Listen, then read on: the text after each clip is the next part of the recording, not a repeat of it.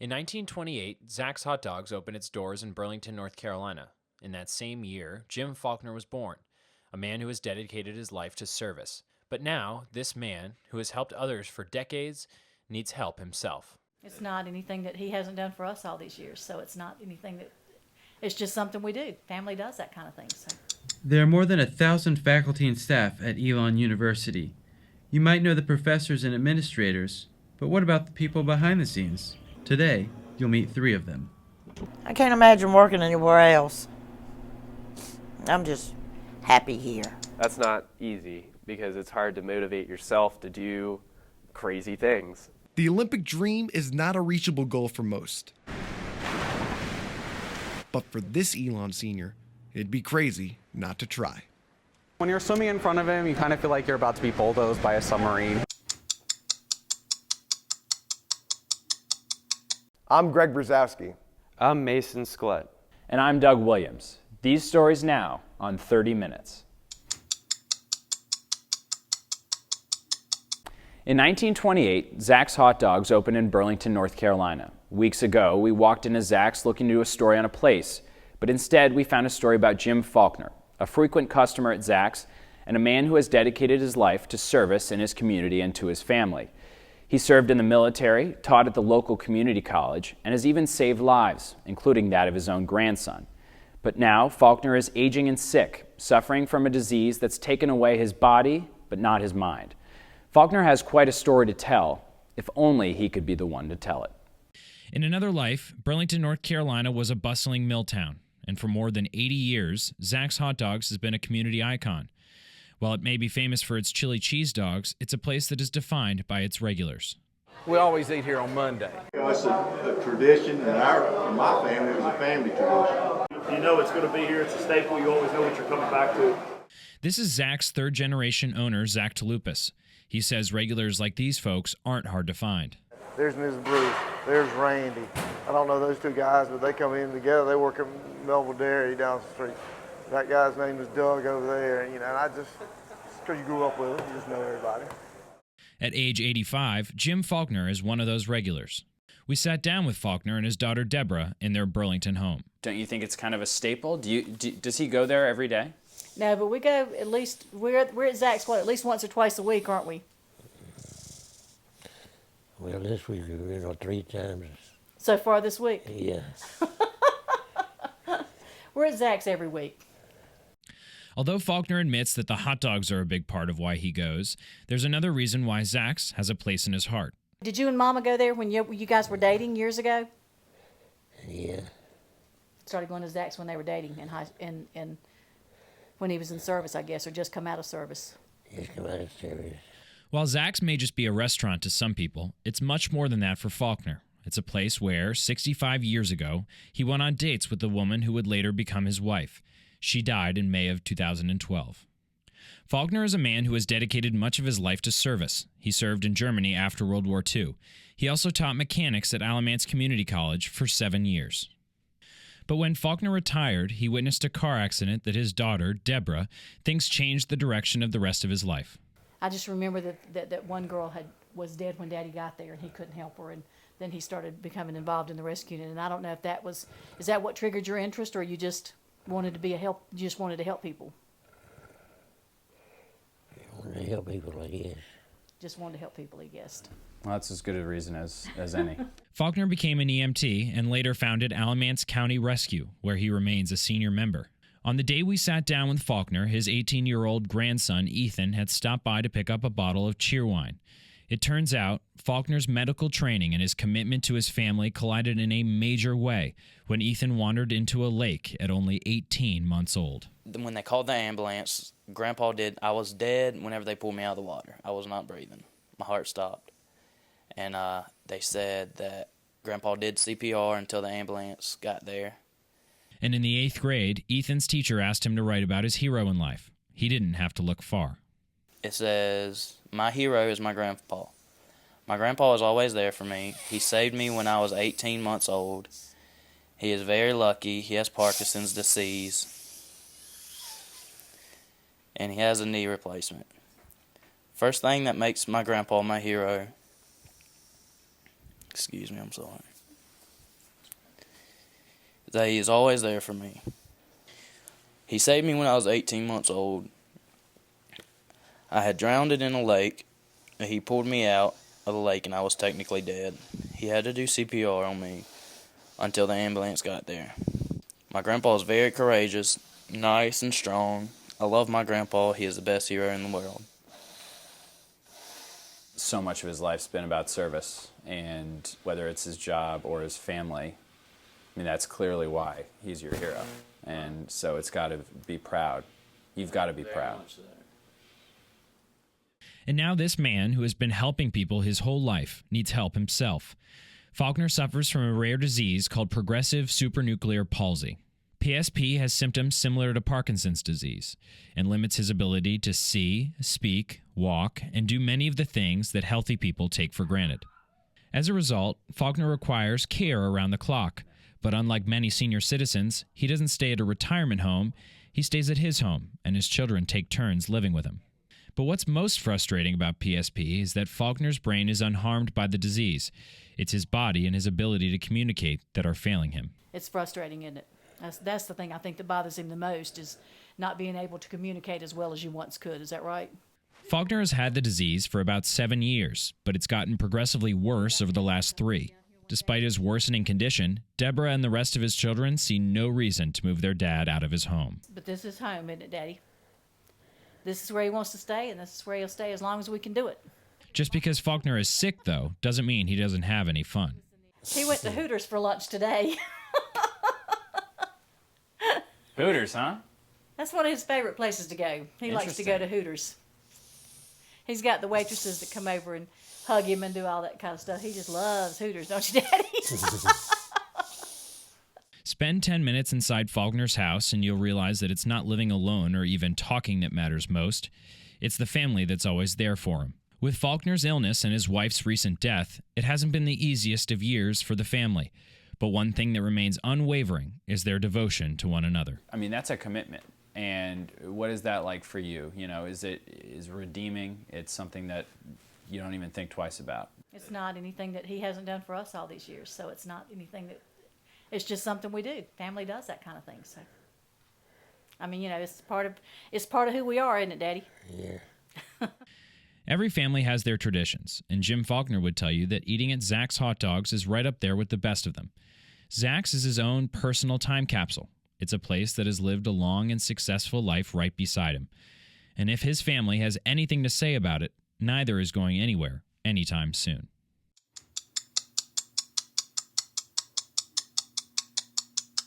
ESTV is partially underwritten by Cancun Mexican Restaurant. No, these students didn't just come from a spring break in Mexico. They came from Cancun Mexican Restaurant. Located in the Walmart shopping center off of Huffman Mill Road, Cancun Mexican Restaurant is the place to go for all of your Mexican food favorites. So be sure to come to Cancun Mexican Restaurant, open Sundays through Thursdays, 11 a.m. to 10 p.m., and Friday and Saturday, 11 a.m. to 11 p.m. Cancun Mexican Restaurant, the vacation college students can afford. Don't look at me. Your hair's a bit frizzy today. Aww, you should pick that up.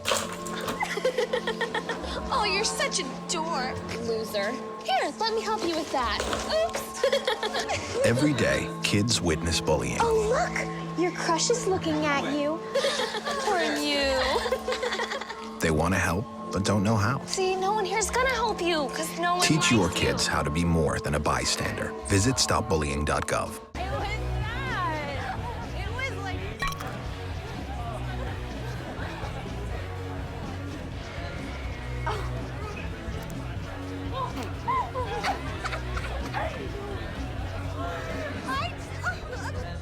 It's easy to tell if you've had way too many. But what if you've had just one too many? Buzz driving is drunk driving.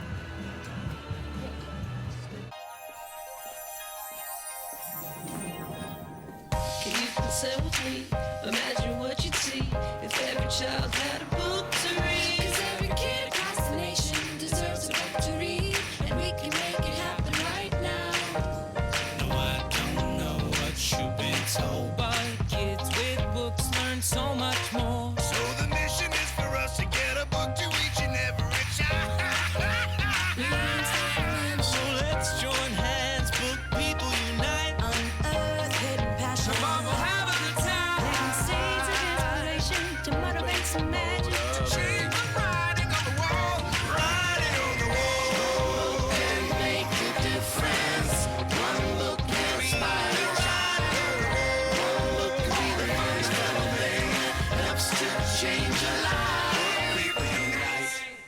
Read to a child today and spark a lifetime of ambition. You realize that 49 million Americans struggle with hunger? That's 1 out of every 6 Americans. These people are around us every day. They're our friends, they're our coworkers, their kids go to school with our kids. Sometimes we're not even aware that they're struggling. This problem is closer than you think. So is the solution. Give a gift of meals to a family in need. Visit feedingamerica.org/giveameal today. A simple hello to them is a heartfelt greeting that makes their day, and a thank you makes them feel appreciated.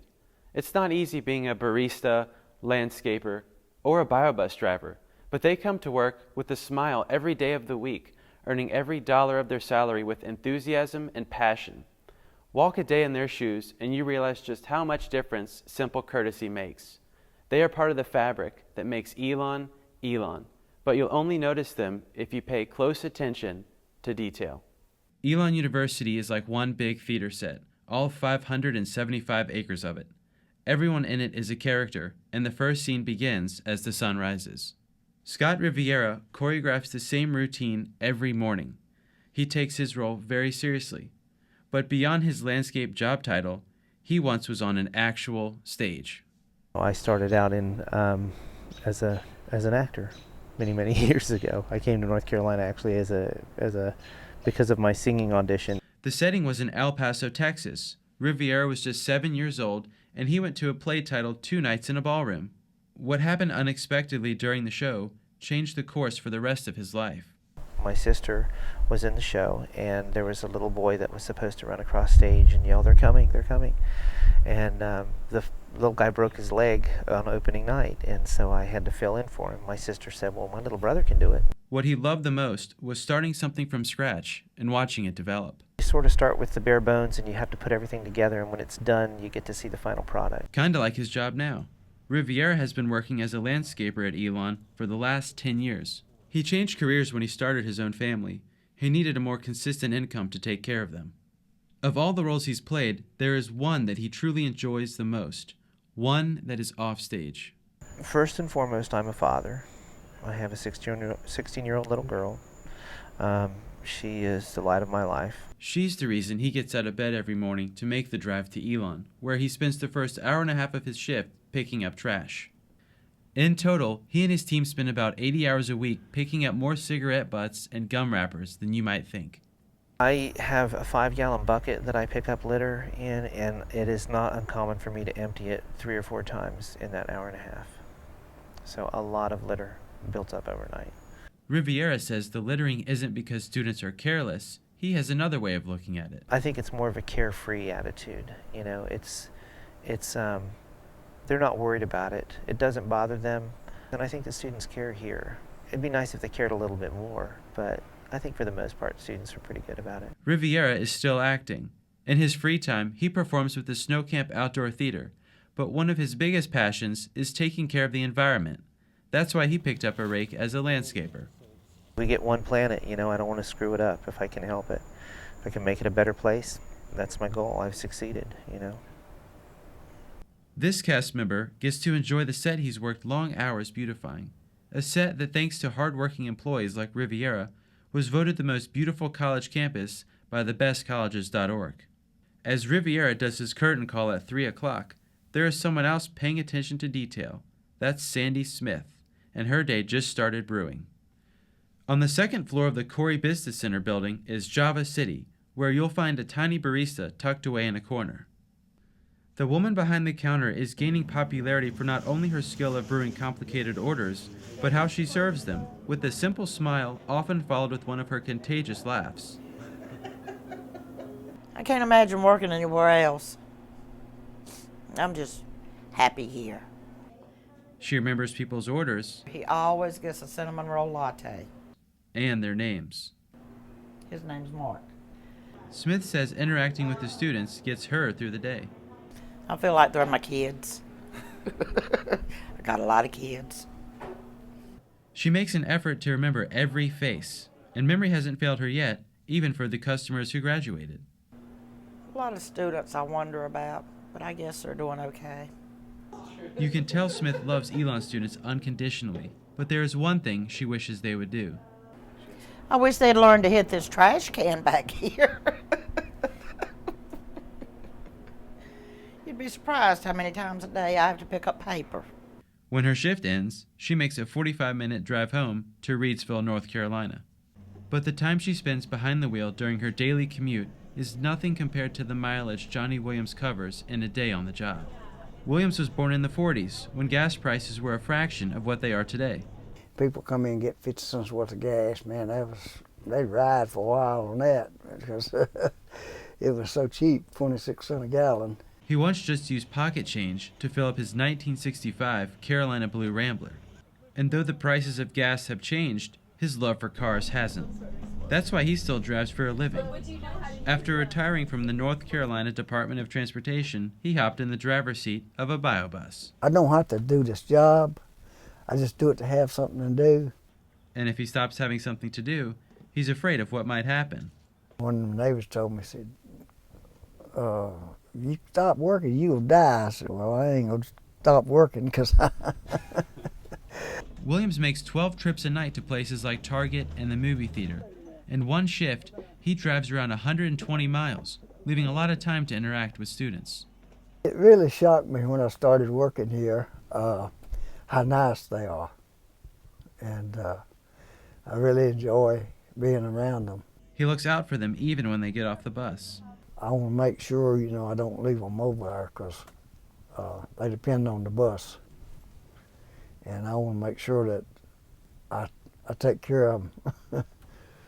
Elon staff like Williams, Smith, and Riviera stay behind the scenes, but they keep the university running. The grass would not be as green, the coffee not as strong, and the bus rides not as pleasant without their help. All the things you can only notice when you pay a little attention to detail.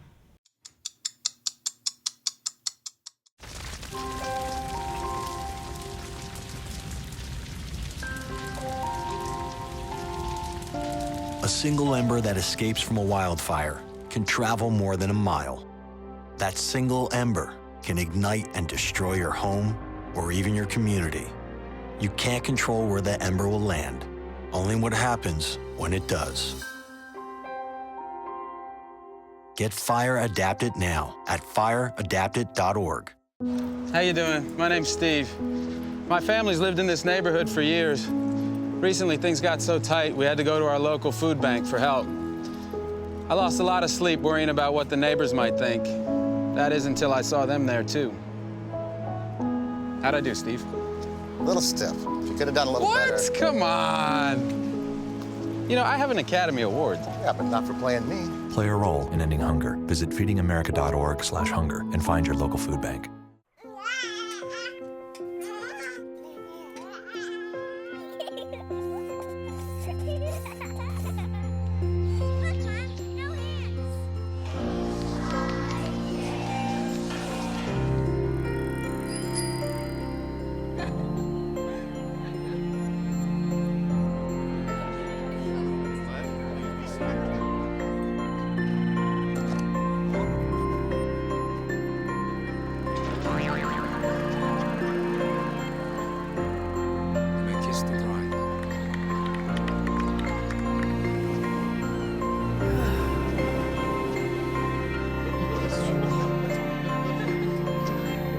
A full life, measured in seats, starts with the right ones early on. Car crashes are the #1 killer of children 1 through 13. Learn how to prevent deaths and injuries by using the right car seat for your child's age and size. Now it's time for This Week in Bad Stats. Bad stats? Horrible stats. Here goes. 260. That's how many runs were walked in with the bases loaded last season. Wow, very good. Here's a tough one, though. 3 and 4. No idea. That's the number of kids who witness bullying. 3 out of 4. Not a good stat. No, it's not, but that can change. Kids want to help, but they don't know how. You can visit stopbullying.gov and give them the tools they need to help prevent bullying. There are plenty of safe ways kids can help at stopbullying.gov. ESTV is partially underwritten by Cancun Mexican Restaurant.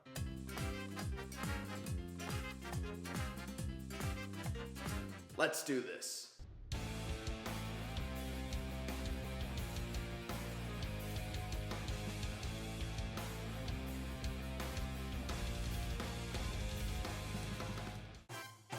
may not be the vacation spot in Mexico, but Cancun Mexican Restaurant will make you feel like you've made the trip. With all of your favorite Mexican dishes like tacos and fajitas, it's a guaranteed good time. And if you just can't get enough, Cancun will cater your event. We accept Phoenix Cash, and check out our menu online at CancunMexicanBurlington.com. Visit our restaurant in the Walmart Shopping Center off Huffman Mill Road. We're open Sunday through Thursday, 11 a.m. to 10 p.m., and Friday through Saturday from 11 a.m. to 11 p.m. Cancun Mexican Restaurant, the vacation college students can afford. Being a full-time student is no easy job. Just ask Ryan Markowitz. As a senior graduating in May, he's in the process of completing a biology major while also being a dedicated member of the club's swim team. But on top of all that, the little free time he has goes to working to reach the pinnacle of his sport, to make it to the swimming Olympic trials. The son of a military family, his love for swimming started in Japan, but it was when his family moved to the States and enrolled him in SwimMac Carolina that his passion really took off. He started swimming competitively when he was 8 and stayed on the same team for 10 years. And even before I started swimming competitively, I loved being in the pool. I was always happy. And it was this happiness that led Markowitz to swim at Middlebury College, but the experience wasn't what he expected. Markowitz said he felt ostracized by the other members of the team and left the school after 2 years. So when he transferred to Elon, the swimmer decided to step away from the pool. It took about 2.5 years before I really started to feel that call again. It was the sport I loved. I just needed some time away from it to really realize. Markowitz joined the club team after his first year at Elon, when he regained his joy for the sport. This reawakening has led him to attempt to qualify for the 2016 time trials for the Rio de Janeiro Olympic Games. But this isn't Markowitz's first time making a splash. When he was 17, he just missed the trials cut. You get to that race, and in long distance, you lose by 3 seconds. It was a little disappointing, but I mean, I got over it pretty fast because it was just like, I had a fantastic race, placed 4th in the country for 18 and unders, and I'll take that. But don't let the laughter fool you. In the heat of the moment, Markowitz knows he can't lose focus or worry about any of the other swimmers. You swim your own race. Of course, you want to be competitive with other people, and if there's somebody right next to you, you want to beat them, but at the same time, especially with something like a distance race, it's very much like you got to lock into your own lane and just do your thing. And now he's working harder than ever to reach his goal. Markowitz trains 7 days a week, going through a rigorous routine without the help or presence of a coach by his side. It's difficult training because I'm training by myself. I come in at 4 o'clock every day and swim on my own and do my own workout. And that's not easy because it's hard to motivate yourself to do crazy things. This independent dedication and drive sets him apart from others on the club swim team, and they'll be the first to tell you that. When you're swimming in front of him, you kind of feel like you're about to be bulldozed by a submarine. He's like pretty fast and intimidating. He's in here every day, all the time. It's staggering, the amount of work he does. Markowitz dives in at 4 p.m. and then goes to work. Usually spend about 15, 20 minutes just warming up, and then once that happens, I mean, I've usually got anywhere from 45 minutes to an hour to get in my main set, because once 5:30 rolls around, that's when swim club comes, and once swim club comes, I do what swim club does. So how long is that practice then? It's another hour and a half. So how long are you in the pool for? I'm here for about 3 hours a day. We caught up with Ryan during what he calls a recovery week.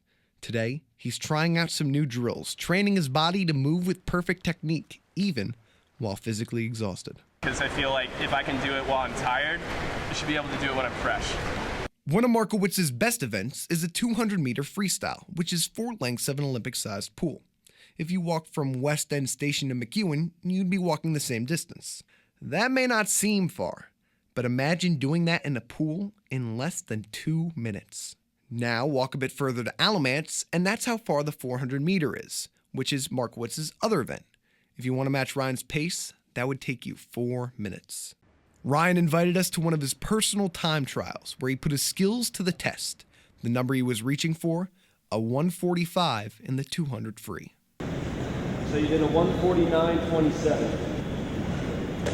Well, that's that. Markowitz's times are not at Olympic trial pace just yet, and he knows he can't afford to take any breaks.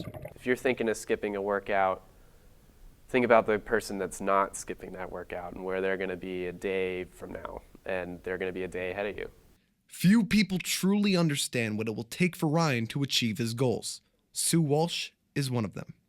At age 18, she had a laundry list of accomplishments most swimmers would envy. She was the world record holder in the 100-meter backstroke, a member of the United States Olympic swim team, and an NCAA record holder. Has never lost an NCAA backstroke race.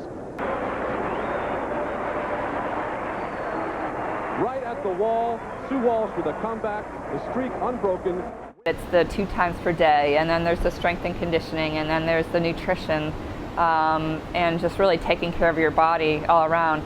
It is an individual sport such that if you're having a bad day, there's no one else that can pick up the slack. Walsh's dreams sank when the United States boycotted the 1980 Moscow Games under President Jimmy Carter after the Soviet invasion of Afghanistan. Walsh tried for the 1984 Games, but missed making the team by less than a blink of an eye, 100th of a second. That was a tough thing to swallow. I do remember my dad coming down from the stands and just giving me a big hug and telling me that I was still someone special to him, and that meant a whole lot. And when we asked Walsh about Markowitz's aspirations, all without the guidance of a coach, she was impressed. For someone who's able to put their mind to it, it's got to be very satisfying to be able to do all that without sort of the immediate support. Walsh and Markowitz share a desire, an urge to compete at the highest level.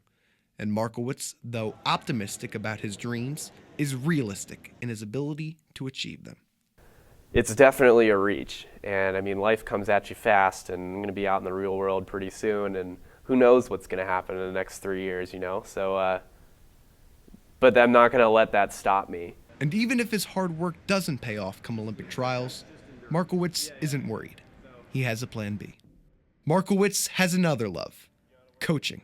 He spent his summer at the swim club where he honed his skills, teaching the next superstars of swimming. By the end of the summer, I didn't want to leave. Markowitz doesn't just save his coaching talent for up-and-comers. He also helps students on campus fine-tune their own swimming strengths by creating specialized workouts. I definitely take pride in my own workouts that I write, and the ones that I feel like are really good, and I'll save them and I'll use them with athletes back home. Post-graduation, Markowitz will come full circle, coaching full-time for his childhood swim club. And although his dream is to compete amongst the best of the best, when it comes down to it, I would rather one of my athletes get there than me. And if that meant that I had to sacrifice my dream for theirs, I think I'm at a stage in my career and in my life where I'm okay with that.